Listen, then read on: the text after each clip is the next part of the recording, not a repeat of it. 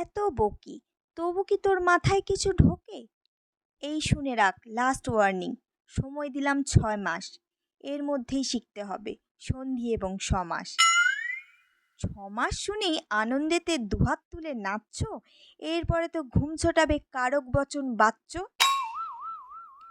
Bangla grammar মানেই হলো মাথার উপর খাড়া, নত্ব সত্য লিঙ্গ পুরুষ বিভক্তি বাগধারা।